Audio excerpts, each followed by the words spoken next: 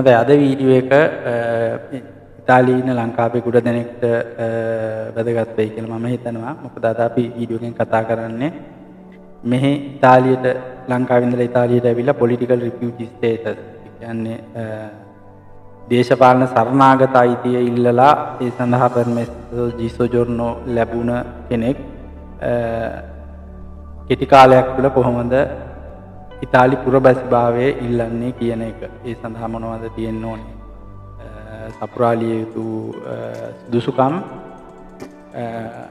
අපි මුල ඉඳලම ඒකට දැනුවත් වෙලා හිටියොත් වසර 5කින් අපිට ඉතාලි පුරවැසිභාවය ලබා ගන්න පුළුවන්. මොකද ඔබ දන්නවා සාමාන්‍ය පර්මෙස්සෝ සොජෝනෝ කාර්යය සොජෝනෝ තියෙන කෙනෙක්ට අවුරුදු 10ක් වෙනවා ඉතාලියේ පුරවැසිභාවය ලබා ගන්න. හැබැයි ඔබට ඒ කියන්නේ රිෆියුජි වීසා තියෙන ඔබට පුළුවන් අවුරුදු 5කින් ලබා ගන්න. හරි. එතකොට ඉස්සෙල්ලාම පළවෙනිම වැදගත් දේ තමයි මේ අවුරුදු 5 කියන කාලය ඒගොල්ලෝ ඉතාලි ආණ්ඩුවෙන් සලකා බලන්නේ ඔබ පළවෙනි කොමූන එක ස්ථිර පදිංචි ලියාපදිංචි කරපු දිනේ නිසා ඒ හින්දා පොලිටිකල් රිෆියුජි ස්ටේටස් වල පර්මෙස්සෝ සොජෝර්නෝ එක ලැබුණාට බෑ.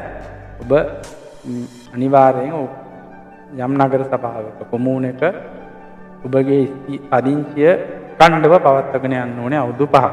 ඒක තමයි පළවෙනි රික්වයර්මන්ට් එක. ඒක නිසා දැන්ට ඔබට පර්මෙස්සෝ සොජෝර්නෝ එකක් තියෙනවා නම් රිෆියුජි සඳහා දැම්මම ඔබ ඒ කටයුත්ත ගැන උනන්දු වෙන්නේ. ඒ කියන්නේ කොහේ හරි ඇඩ්‍රස් එක දාලා තිබ්බට බැරි වෙලා හරි ඒ ගෙදර කට්ටිය වාගේ ඇඩ්‍රස් එක කැන්සල් කරන්න පුළුවන්. නැත්නම් කමියුනිකේෂන් වල වෙන මොනවා හරි ප්‍රශ්නයක් නිසා රෙසිඩෙන්සි එක මගදී කැඩෙන්න පුළුවන්. ඒකෙන් ඉඳලා ඒ කියන්නේ ඉතා කල්පනාවෙන් ඉන්නේ. ඒක අවුරුදු 5ක් එක දිගට තියෙනවා. කියන්නේ රෙසිඩෙන්සි හිස්ටෝරිකා කියන එක ගන්න අවස්ථාවේදී අවුරුදු 5ක් එක දිගට ඔබ ඉතාලියේ යම් ලිපිනවල වෙන්න පුළුවන්. පදිංචිව නොකඩවා පදිංචිව අඛණ්ඩව සිටියා බව ඔප්පු කරන එක ඉතාම වැදගත්.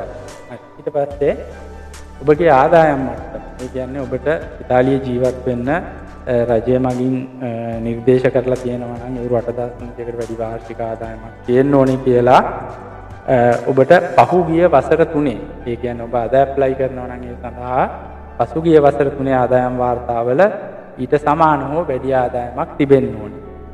ඔබ තනියෙන් ජීවත් වෙන කෙනෙක් නෙමෙයි නම් ඔබ මත තව යැපෙන්නන් ඉන්නවා නම් ඒ මිල ඊට සාපේක්ෂව යැපෙන පුද්ගලයන්ට සාපේක්ෂව ඉහළ යනවා. හැබැයි ආදායම තිබ්බත් රෙසිඩෙන්සිය තිබ්බත් ඔබට භාෂා දැනුම නැත්නම් ඉතාලි පුරවැසිභාවය සඳහා කවදාවත් ඇප්ලයි කරන්න බෑ. ඉතින් මේ භාෂා දැනුම කියන එකෙන් අදහස් වන්නේ නිකන් කතා කරන්න පුළුවන් වෙලා බෑ. ඔබ අනිවාර්යෙන් B1 මට්ටමේ B1 B1 බොලොඤ්ඤා එක B1 මට්ටමේ භාෂා සාතිකයක් ලබා ගන්න ඕනේ. එතකොට මේ භාෂා සාතිකය ඉතාලියේදී යුනිවර්සිටි 5කින් ඉෂු කරනවා. ඇත්තටම යුනිවර්සිටි එකට යන්න අවශ්‍ය නැහැ. ලංකාවේ තියෙන අපේ ශ්‍රී ලංකන් සේවා සපයන කවුන්සිල් ආයතන බොහොමයක් මේ සඳහා උපකාර වෙනවා. මම හිතන්නේ ශ්‍රී ලාංකිකයන්ගේ කෆ් ගොඩක් මේක කරනවා. නැත්නම් ඉතාලි ඉස්කෝලක් තියෙනවා. මිලාන් වල නම් සියාත් කන්සුල් ආයතනය වියාලිස් දෙල්වියෝ වල තියෙන ඒගොල්ලා මේ විභාගය කරනවා. ඒගොල්ලා ඉතා සාර්ථකව ඒ කටයුතු කරගෙන යනවා. නමුත් මේ එහෙම තව කරන ආයතන තියෙනවා. ඉන්න නගරය අනුව ඔයගලන්ට පුළුවන් ඒ විභාගයට ඉදිරිපත් වෙන්න. ඉතින් ඒ සහතිකය අනිවාර්යෙන් වැදගත්. එතකොට අනිත් දේ ඔබ ඉතාලියේ ඉන්න කාලය තුල සහ ඔබගේ ඉතිහාසයේ අපරාධ වාර්තාවක් ඒ කියන්නේ ක්‍රිමිනල් රිපෝට් එකක් අවශ්‍ය වෙනවා.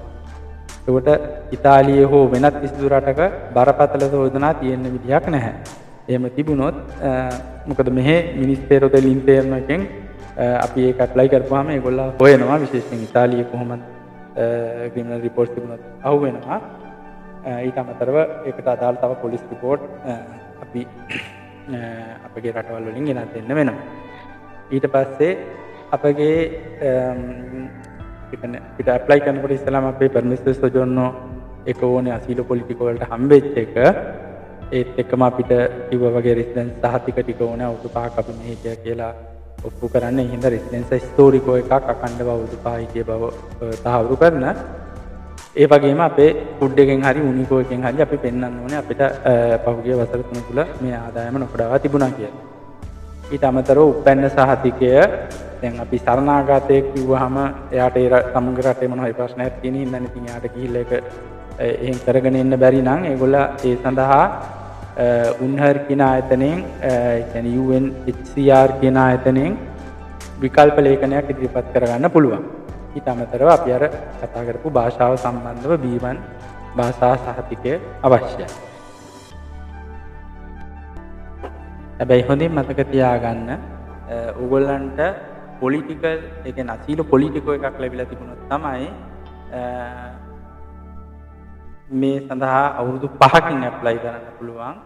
ඒ වෙනුවට ඕගොල්ලන්ට සබ්සිඩරි ප්‍රොටෙක්ෂන් එකක්. ඒ කියන්නේ අනුකම්පාව හෝ අනුකම්පා සහගත හෝ අතිරේක ආරක්ෂාව වැනි තත්ත්වයක් යටතේ කියලා නම් දාලා තියෙන්නේ. එහෙමනම් අවුරුදු 10ක් සම්පූර්ණ කරන්න වෙනවා සාමාන්‍ය පර්මිසුදි සොජෝර්නෝ එක වගේ. ඉතින් ඕගොල්ලන්ට මේ වගේ තව දැනුම ලබා දෙන ඒ කියන්නේ ඉතාලියේ ජීවත් වෙන ඕගොල්ලන්ට ඒ වගේම ඒ විතරක් නෙමෙයි අපි මේ channel එකෙන් කරන්නේ සාමාන්‍ය දැනුම හැමෝටම ලබා දෙන එක. මෙහෙ දෙයක් ගැන වෙන්න පුළුවන්, අභ්‍යවකාශය ගැන වෙන්න පුළුවන්, කැම දෙයක් ගැන වෙන්න පුළුවන්. යුබොපිස්දම් channel එකෙන් අපි කරන්නේ පුළුවන් තරම් ඉදන්නා දෙයක් බෙදා දෙන එක. ඒක හින්දා මේ වීඩියෝ එකට කැමති නම් ඔයගොල්ලෝ අපේ channel එක follow කරන්න. අපි මේ වගේ ඔයගොල්ලන්ට වැදගත් වෙයි කියලා හිතන තොරතුරු අපි දානවා. ඊට අමතරව භාෂාව ඉගෙන ගන්න උදව් වෙන වීඩියෝත් අපේ channel එකේ අපි පළ කරනවා. ඉතින් ඔබ සැමට සුබ දවසක්.